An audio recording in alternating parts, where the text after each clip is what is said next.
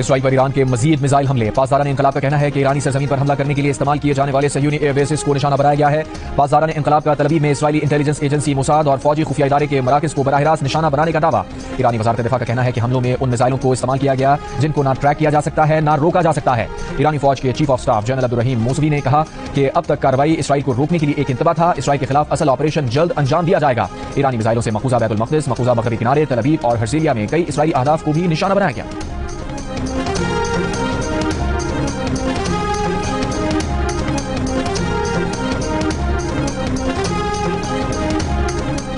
Iran पर Israel के हमले जारी। तेहरान में सरकारी रेडियो की इमारत के करीब हमला। इस्फहान के एयरबेस पर बमबारी। ईरानी फौज का 24 घंटों में इसराइल के 28 तैयारे मार गिराने का दावा। कहा तैयारों में से एक जासूस ड्रोन तैयारा भी था। इसराइली फौज की तरदीद। तेहरान के जनूब मगरबी कस्बे से इसराइल से ताल्लुक रखने वाला दहशतगर्द ग्रुप गिरफ्तार दहशतगर्द गिरोह से धमाका खेज मवाद बरामद। ईरान इसराइल तनाज़े पर अमेरिकी कौमी सलामती कौंसिल का इजलास। ट्रंप की नेशनल सिक्योरिटी टीम से मुलाकात 1 घंटे से ज़ायद जारी रही। अमेरिकी मीडिया के मुताबिक ट्रंप ने इसराइली हमलों में अमेरिका के शामिल होने का इंदिया दे दिया। अमेरिका के नायब सदर जेडी वैंस इजलास से पहले कह चुके हैं कि ईरान की जौहरी अफजूदी खत्म कराने के लिए ट्रंप मजीद इक़दाम का फैसला कर सकते हैं। अमेरिका के बाद मशरिक़ वस्ता में बरतानवी लड़ाका तैयारों की भी मुंतकली जारी। बरतानवी सेक्रेटरी दिफा ने कहा कि तैयारों की मुंतकली तनाव में बेहतरी लाने के लिए की जा रही है।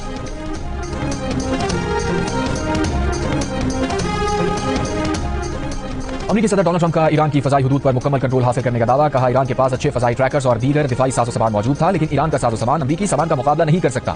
कोई भी अमेरिका से अच्छा सामान नहीं बना सकता। अमेरिकी सदर ने कहा उन्हें मालूम है कि ईरान के नाम नहाद सुप्रीम लीडर आयतुल्लाह खामनेई कहां छुपे हुए हैं। वो एक आसान हदफ है। फिलहाल ईरानी सुप्रीम लीडर को कत्ल करने नहीं जा रहे। हम नहीं चाहते कि मिसाइल शहरियों या अमेरिकी फौजियों को निशाना बनाएं। हमारा सबर जवाब दे रहा है। सदर ट्रंप का ईरान से गैर मशरूत तौर पर हथियार डालने का मुतालबा।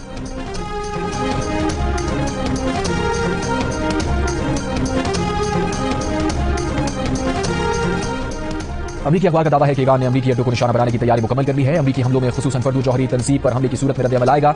अमेरिकी अड्डों पर हमला इराक से शुरू हो सकता है। ईरान आबनाए हुर्मस में बारूदी सुरंगें बिछाने की हिकमत अमली अपनाएगा, जबकि हूसी बहरा अहमर में जहाजों को निशाना बनाएंगे।